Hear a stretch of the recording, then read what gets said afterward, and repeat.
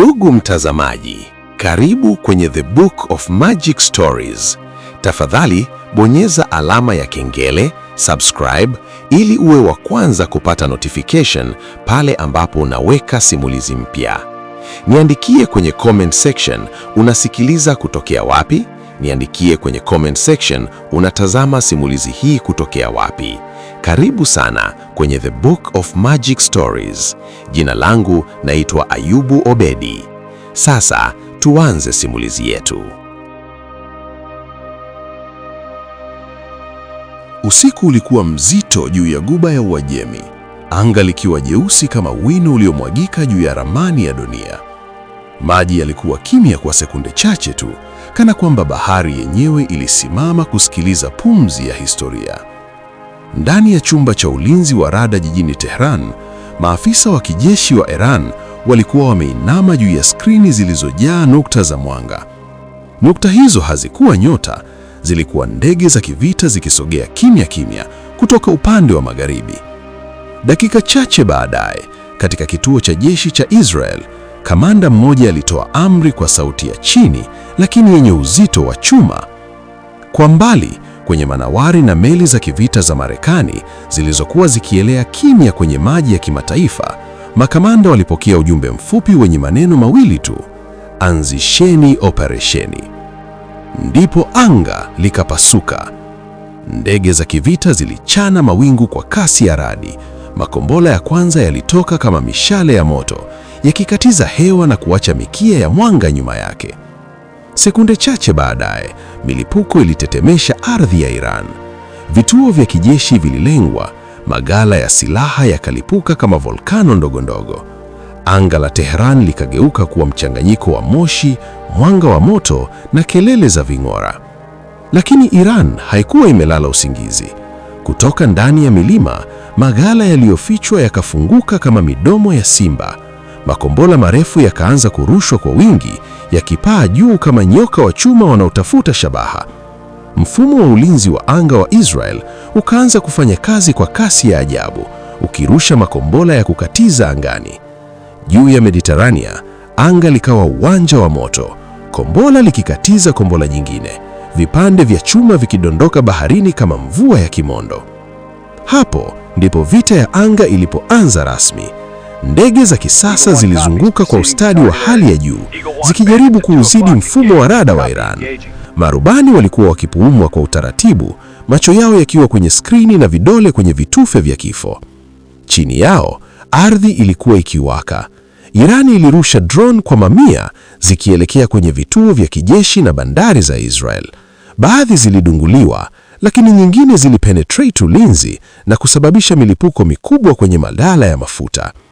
Katika bahari, meli za kivita za Marekani zilianza kusogea karibu na eneo la Hormuz. Manowari zilikuwa chini ya maji, zikisubiri amri ya kurusha makombora ya masafa marefu.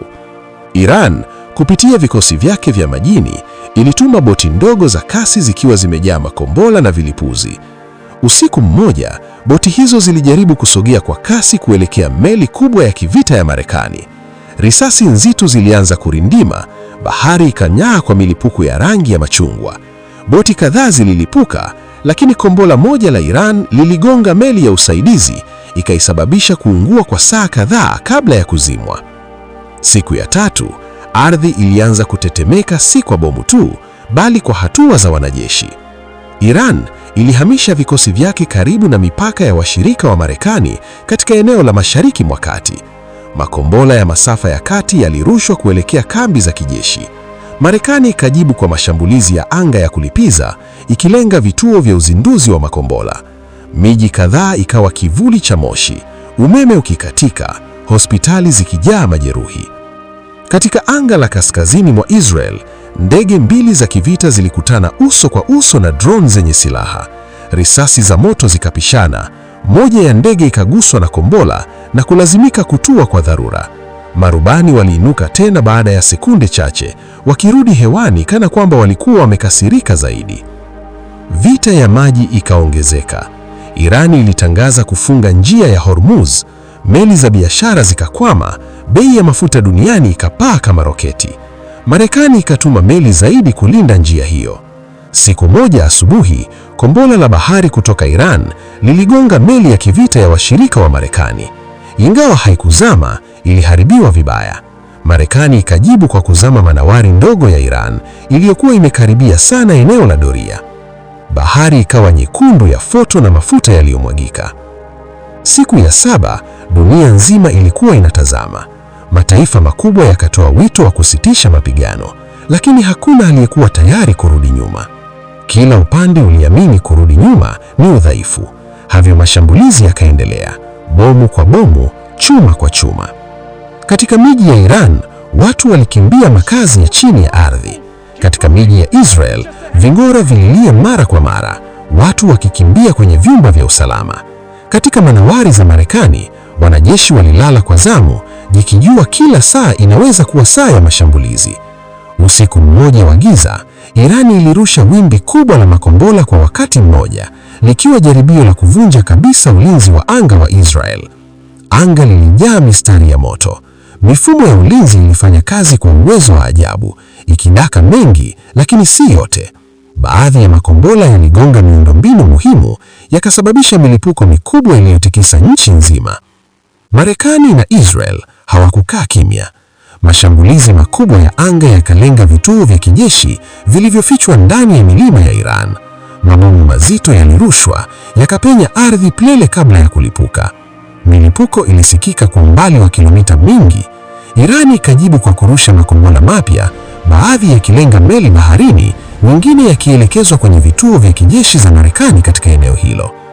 Vita ya ardhi ikachukua sura ya mapambano ya makombora, drone na vikosi maalum. Hakukuwa na mstari mmoja wa mbele. Uwanja wa vita ulikuwa anga, bahari na miji. Teknolojia ikawa silaha kuu. Mashambulizi ya mitandao yakaanza, mifumo ya umeme ukizimwa, rada zikichanganyika. Siku ya 12 hakuna aliyekuwa ameshinda. Hasara zilikuwa pande zote. Meli ziliharibiwa, ndege zilianguka, miji iliteketwa kwa foto la mabomu. Lakini kila upande bado ulikuwa na uwezo wa kupigana. Irani ilionyesha kuwa inaweza kustahimili mashambulizi makubwa na bado kurusha makombora. Marekani na Israel walionyesha kuwa wanaweza kufika popote kwa anga na bahari. Dunia ikaogopa kupanuka kwa vita. Mataifa kadhaa yakaanza juhudi za kidiplomasia kimya kimya. Lakini wakati mazungumzo yakifanyika, risasi bado zilikuwa zikilia. Bahari haikutulia, anga halikunyamaza. Wanajeshi waliendelea kupigana kwa mafunzo na amri walizopewa. Siku ya 15, mashambulizi yalipungua kwa kasi, si kwa sababu mshindi alipatikana, bali kwa sababu kila upande ulitambua karama ilikuwa ikizidi kuongezeka. Hakukuwa na tangazo la ushindi, hakukuwa na bendera iliyopandishwa juu ya kifusi. Kulikuwa na ukimya mzito tu. Bahari ilianza kutulia taratibu. Anga likaanza kuwa nyeusi tena bila mistari ya moto. Lakini miji ilibaki na majeraha na kumbukumbu za milipuko zilibaki mioyo mwa watu. Vita hii haikumalizwa na ushindi wa wazi, ilisimama tu kama moto uliopunguzwa makaa, tayari kuwaka tena ikiwa upepo wa siasa utavuma. Na hivyo historia ikaandika sura nyingine, vita ya anga, maji na ardhi iliyopiganwa kwa nguvu zote, bomu kwa bomu, chuma kwa chuma, bila mshindi kutangazwa, ila kwa majeraha yanayokumbusha dunia kuwa foto la vita ukishawashwa hauchagui upande wa kuunguza.